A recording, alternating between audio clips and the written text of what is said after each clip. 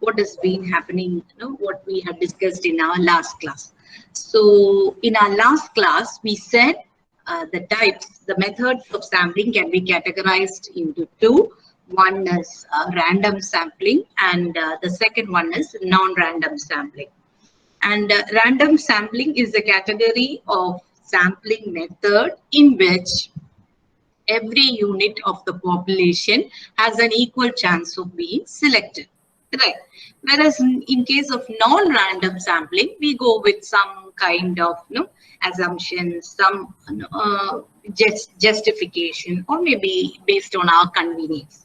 So there is no kind of or we will say that every unit in the population is not enjoying the possibility of being picked up, but there are other considerations which will be directing your selection of sample from the population. So when randomness or the principle of random, when it is not applied to the process of selection of sample from the population, then we call that as non-random sampling.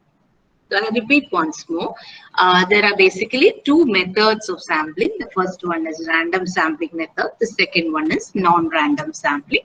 In case of random sampling, every unit in the population is having an equal chance of being picked up for the study. Whereas in case of non-random sampling, there are many other criteria that will be used for picking up the sample, maybe the judgment of the researcher, or maybe the convenience of the person who is interested with collection of the data from the population. So there are many other justifications, right? Then we proceeded with the different random sampling methods.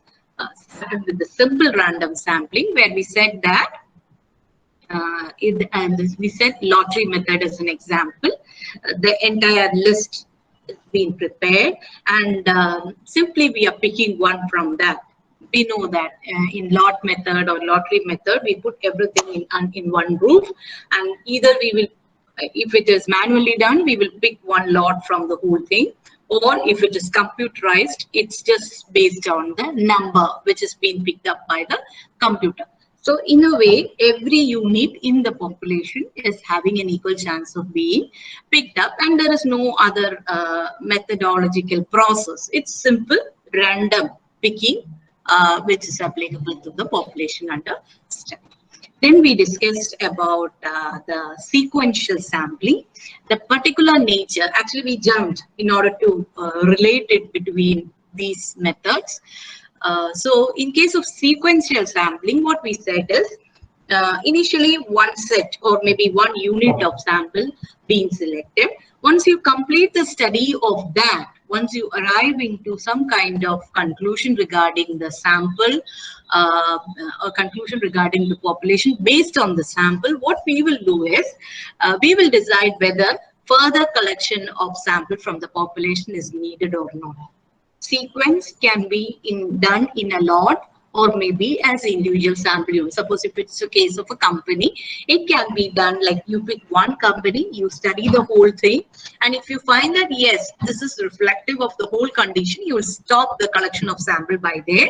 But if you find that no, there are differences, each company in this particular population is heterogeneous in nature, then you will think of collecting some more from the population. So sequentially, one completing and leading to the decision of whether you need it further or not. Right? So that's sequential sampling. Then we talked about the systematic sampling method.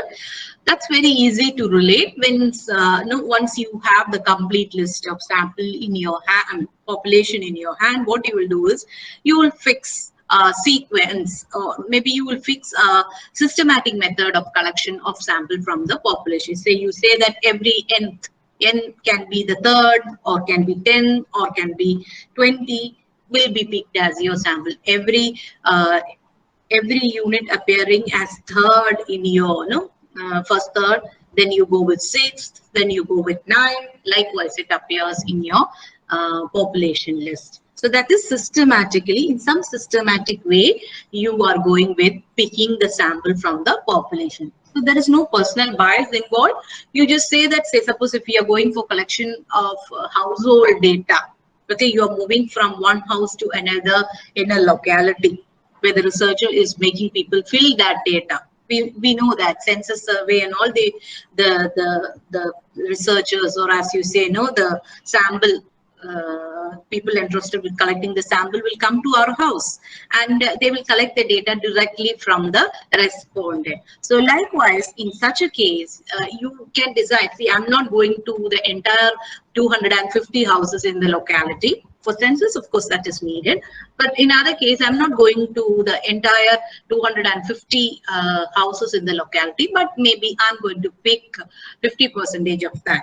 So in that case, you can decide, okay, you take the list of the entire households in a particular locality, and you will say that, okay, I'm going to go with every, based on the position, based on the locality, I'm going to visit every 5th house in that particular locality. So first, I will be going to the 5th house that comes in the list, and then the next 5th, that will be 10th house that is coming in. So I will go like that. So there is no personal bias of the researcher that I'm going to this house is my friend, so I'm going to visit that house. No personal bias like that. I prepare a list, and I do some systematic arrangement for collection of sample from the population. So that's all about systematic sampling. Then we talked about stratified sampling. Now, first thing what we have to remember about when we go with stratified sampling is here, in this method, the entire population will be divided into different strata. The units within each strata appears to be more or less homogeneous, but between the strata, between the different strata, they will be heterogeneous in nature. And then the sample from each strata will be picked by the researcher at random. There is no other decision, at random. Say I had discussed the example of you would like to know the television watching hours of people in a locality. So you divided the entire population into basically into 3 strata, which depending on the nature of that locality. One is the factory workers, the second one is retired people, and the third one is farmers. Just for example, okay, maybe you will have more strata. And at random, you will pick sample from each strata. So, the selection of one member from one strata is not affecting the selection of another. So these strata, they are not related. You would like to know different category of people based on their occupation. So you are collected, you are divided that into different strata so that you get a pulse of how it is in the real condition. So that is all about stratified sampling. Then we talked about cluster sampling, where the entire population is divided into different clusters. Maybe you pick one cluster, whole of it for your study, and that can be at random. You pick one cluster at random and you study the whole thing. So maybe cluster sampling can be based on one is geographical location. So in that case, that will be called as area sampling, or clusters can be based on other features like the educational qualifications or gender, or maybe some other characteristics of the population. So the particular nature or the basic difference between stratified sampling and cluster sampling is, in case of cluster sampling, at random, you pick the whole cluster for your study. But in stratified sampling, you divide that into different strata, then selection of unit from the strata at random. So you're not going to study the entire strata, you pick units at random, right? Then in case of multi-stage sampling, here the entire sampling process, it happens in stages. Maybe first you look into entire country, then you try to, you make a study, then you identify the state. Say now I'm going with my study of tribal students, educational assignments of tribal students. Presently, I'm having that study. So what I did is initially I identified top 5 states in the country, and lowest 5 states in the country in with respect to tribal population, right?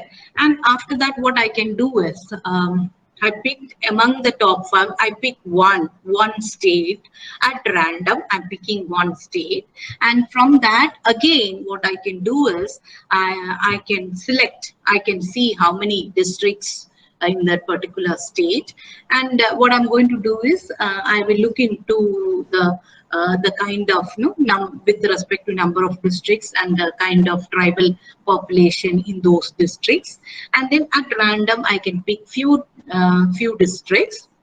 Then what I do is, okay, for my final study, what I will do is I will pick a few blocks, or as we say, few blocks within those districts, panchayats or blocks within that district, which I will be going with a detailed study from where I will be collecting my sample. Actually, I'm going to do a sample collection from these blocks of panchayat, right? So that is stage-wise. Initially, I looked into the entire country.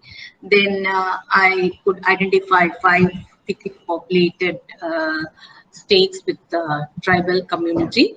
And then from that, I picked 1 or 2, maybe 1 state. And from that, what I'm going to do is I'm going to select the districts in that. I checked the districts. At random, I picked few districts from there, and then I made a purposeful analysis for my study. I selected Wayanad, Palakkad, and Idukki district. From there, at random, I have picked a few blocks, villages, and then I'm collecting data from tribal students in those places. That is, it happens in different stages. Your primary study would be conducting the analysis at a micro level, but initially you will go with understanding the whole population in a different way. So I wanted to know about the tribal students in India. So for me, in studying the entire tribal population within the country is not possible. So different stages. I had different stages for the final selection of my sample. Then, of course, I talked about the area sampling method. It's just a variation of cluster sampling when geographical location becomes a feature for classifying the population into different clusters, or when the population is divided on the basis of the geographical location. We call that as area sampling. So that's why we say that is just a variation of the cluster sampling. Right. So these were the types, the methods of random sampling, which we had discussed in our previous class. Now going into our present class, we are going with discussion of non-random sampling. Now, as we said in our last class, non-random sampling, there is some kind of justification or some kind of bias involved in the selection of sample from the population. Maybe that is purposefully for ensuring that the sample is representative of the population, or maybe it is based on the convenience of the researchers. So in non-random sampling, what you have to remember is there is some kind or some yardstick is used for the selection of data from the sample from the population, right? Now we will look into the popular. It's not that you just have these 4 as non-random sampling method. No, you have many other than that. But for the time being, we will keep our discussion to these 4 methods. The first one is judgment sampling method. And in this judgment sampling method, as the name indicates, there is some kind of judgment that is being done by the researcher at the time of collecting sample from the population. The judgment can be based on the past experience.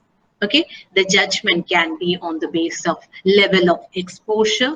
The judgment can be on the basis of availability of data, But definitely the researcher is not giving chance to entire units in the population for selection of sample. But what the researcher is doing is he or she is applying one judgment at the time of selection of sample. The purpose can be positive. In this, the purpose can be very positive. The researcher want exact representation of the population. That can be the reason. The researcher is expecting some kind of definite contribution to the study. So that can be the reason. But then it's normally quoted that there can be a personal bias at the time of sample selection. So that is, the selection of sample is based on some kind of judgment enforced by the researcher. Okay. Then the convenience sampling, of course, you're very familiar with this sampling method. Almost in every report, you will find that the researcher has conducted based on the convenience. But then at times it is very awkward when you say that you've gone with collection of data from the nearby households just because of the convenience of the researcher. That may not come up with or we may not be able to come up with a right kind of judgment for the problem under study. So convenience sampling, of course, it is being used at times. Say, for example, I will tell you, for my postdoctoral fellowship, what I did is translational education in Indian higher education sector. So here, the problem with my data collection where I had to interview the heads, the deans, or the heads, directors of different B schools, business schools. So what happens here is first I had to ask their permission for collecting data from them. So normally when I ask 100 schools, I might get permission for 50 of them. So that's a condition which had been prevailing in, I collected data from the entire country, from different states within the country. So when I asked for 100, maybe 50 will give me permission. So based on that, I went with my data collection. So it is convenience in this particular aspect is the kind of permission which I will get from the deans or directors of the, if they are willing, of course I can go with. If they are not willing, there is no other no way for me to collect data from those B schools. So that is why I kept my sampling method to be, I had sent at random to different B schools. I had selected different B schools at random from the NIRF, National Ranking Framework list. And then what I did is I sent data, questionnaire to them. Okay, first asking their permission and then questionnaire. If they give me permission, I send my questionnaire. If not, telephonic interview, even direct data collection was used by me because it is directors. They might not be having time to sit and read my questionnaire and answer. So I was doing in that way. But what happened is I went with a systematic sampling method for selection of institutions. I had to revise that again and again based on the kind of response I get. Sometimes they say that, no, we are not willing to participate. Then I will have to pick another B school from my list based on the systematic method. So sometimes that can happen where the respondents are not willing to answer. So you have to get the permission primarily. So if I decide that I'm going to pick at random, sometimes that may not. So convenience sampling is used in such case where sampling is a difficult task. Another thing is in certain cases, in certain difficult situations, say for example, you are talking about the psychological impact of pandemic on COVID patients. If you want to get a right answer now, if you want to collect data in the present context, maybe you have to go with convenient sampling method. I cannot prepare the entire list because the list is changing on a daily basis. So in that case, I will go with collection of data based on my convenience. But what is more important is if you're coming up with a model or if you're coming up with some kind of theoretical framework, definitely random sampling method would be an ideal choice, because that will allow you to use sophisticated statistical tools. In non-random sampling, there is always an element of personal bias, which may not be acceptable to the research community.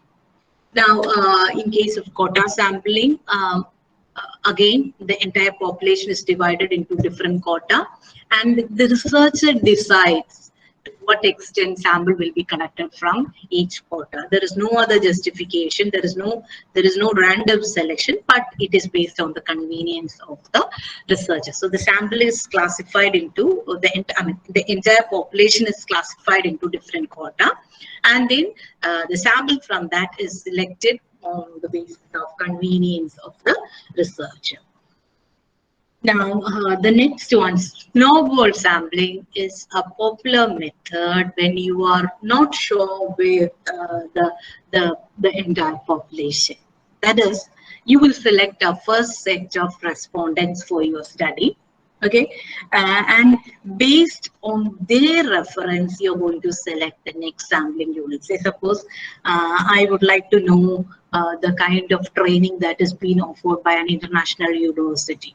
So what I do is I select few students who are pursuing the degree presently, and then they might be giving me referral to the seniors or to the students who had already pursued the same degree maybe the previous years. So that is one sample leading to another.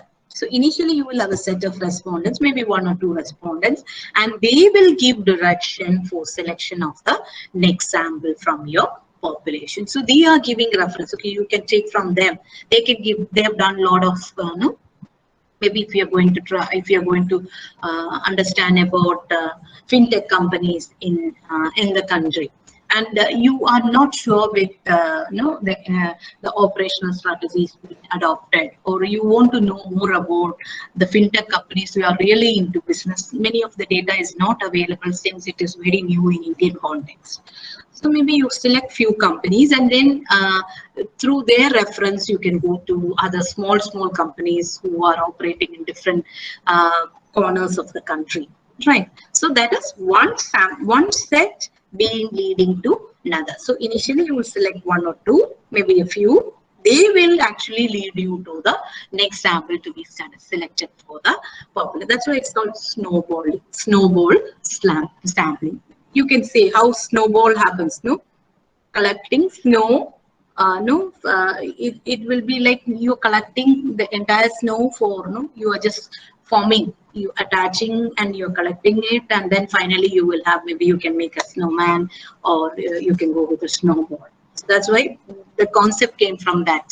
Snowball, it, when you are rolling it, when you are collecting it, it collects, right? So likewise here also the sample units being collected by proceeding one by one. You're rolling it based on the feedback you receive from the previous sample you have selected. So that's why it is called as snowball sampling. So we were discussing about the non-random sampling, and we have to say that in case of non-random sampling, there is a personal bias, maybe in the form of a judgment, maybe in the form of convenience, or maybe in the form of the directions you receive from other parties. That is why we say that as non-random sampling, where every unit in the population may not enjoy equal chance of being selected for your study. Okay, so that is all about non-random sampling. And one more thing which we have planned to discuss in our class today is about sampling errors.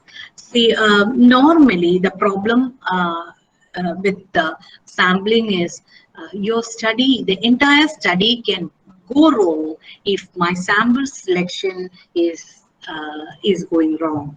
If I've not selected the right kind of sample, or if my sample size is not enough to come to a conclusion, then whatever conclusions we are making about the population, or whatever inferences we are making about the population based on the sample studied, may be wrong.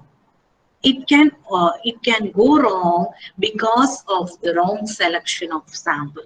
Such errors, because of the wrong selection of samples, because of the wrong inference which is being framed out of the sample about the population, all that will be brought under sampling errors.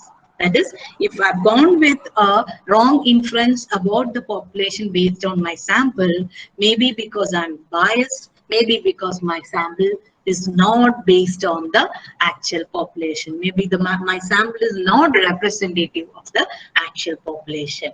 In both these cases, it will be quoted as sampling error. Sometimes I want to make the result in a way which I wanted. So that's where we call that as biased. In both these cases, we call that as sampling errors, right? And the best method to the best method to reduce the cause of sampling error is increase the sample size. The sample size should be sufficient enough to give the researcher a reflection about the entire population. That's why we often say that, suppose if some of the students say that we have lack of time, we have resources, lack of resources, so it will be pretty difficult for us to include more samples in our study. I always say that, yeah, it is your decision. But if you want to come up with the right conclusion, if you want to really come up with correct inferences about your population, your sample size should be sufficient enough for that. So the purpose behind that is reducing the sampling errors. So that is all about sampling errors and non-sampling errors. Any error happening up at any stage of collection and analysis of data. All other errors. Maybe you went with the wrong research design, you went with wrong data collection instrument. That can be leading to sample error, but any errors happening at any time of your study, of your research, any other error will be called as non-sampling. It's not related to sampling, but it is affecting the result of your study. Maybe wrong for you when you had planned with your objectives, you had not framed in such a way where your objectives are measurable.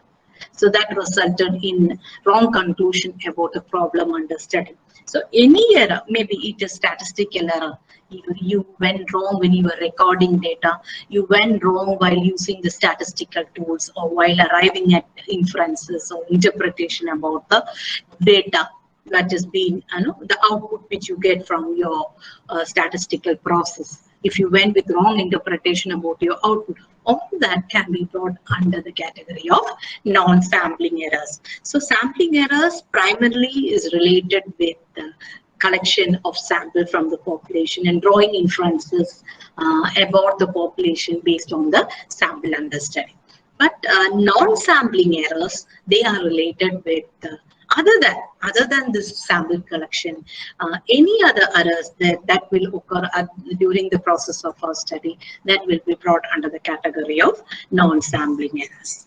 So to conclude, in our today's class, we discussed about non-random sampling methods, where we said that in case of non-random sampling method, it is the chance factor here for a sample being selected from the population, the entire population, that's absent. The chance factor, every element in the population does not enjoy equal chance of being selected from the population.